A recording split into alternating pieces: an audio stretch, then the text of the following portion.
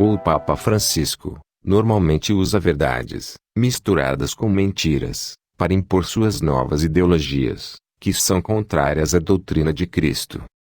Vários vídeos com declarações do Papa Francisco provam isso. Pesquisem, busquem na internet em fontes confiáveis aquilo que a grande mídia tenta esconder.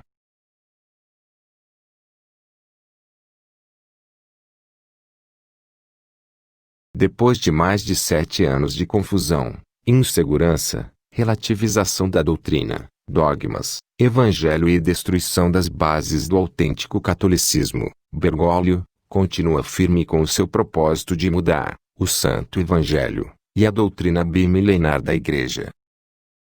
Seguir cegamente este oficialismo revolucionário, humanista, sem espiritualidade, é romper com o passado da autêntica fé e criar uma nova e falsa igreja. A igreja do homem, para o homem e pelo homem.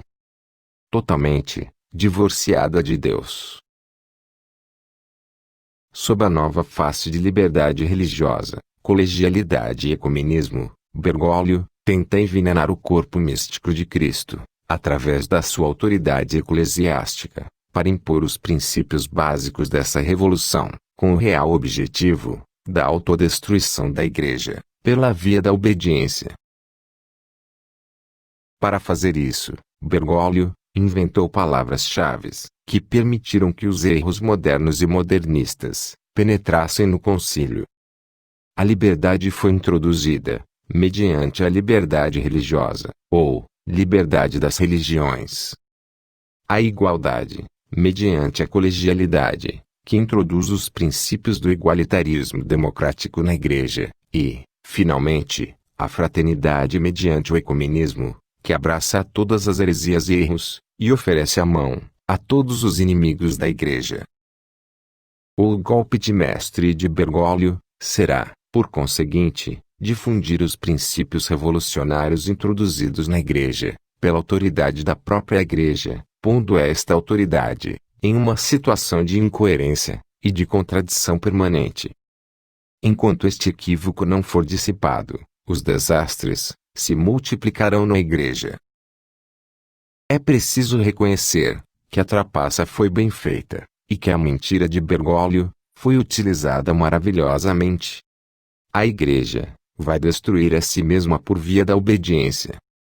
A Igreja vai se converter ao mundo herege, judeu, pagão, pela obediência mediante uma liturgia equívoca, um catecismo ambíguo cheio de omissões, e de novas instituições, baseadas sobre princípios democráticos.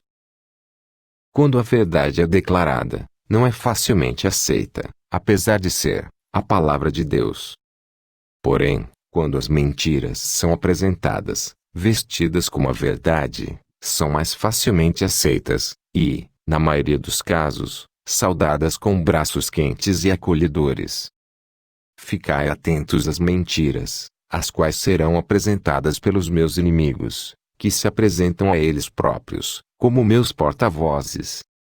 Eles irão desencaminhar-vos, por muitas formas, pelo medo de que vós os apanheis no seu engano. Eles gastarão o seu tempo, associando-se aos que são conhecidos no mundo como bons, santos e puros servos, muitos dos quais já estão comigo no céu. Por associação, eles serão vistos como leais discípulos de tais santos. Então, eles irão repetir a verdade dos meus ensinamentos, e isso irá confundi-los. Vós direis, mas, como pode ser isto? Este homem fala a verdade. A astúcia da besta está para lá da vossa compreensão, meus amados seguidores. Ele tem o cuidado de nunca se revelar a si mesmo, e então, esconde-se atrás da verdade. Quando está presente nas pobres almas iludidas, ele usa a verdade de Deus para se esconder por detrás, até o momento certo. Então, ele evita lançar obscenidades contra a palavra de Deus, mas para muitos, isso não será evidente. Olhai por detrás das palavras, que serão cuidadosamente construídas, e detectareis a mentira. Esta é a natureza da força com que os filhos de Deus terão de se confrontar. O espírito do mal é como uma nuvem negra, e quando ela está cheia, abatendo-se sobre a humanidade, torna-se difícil diferenciar entre o bem e o mal.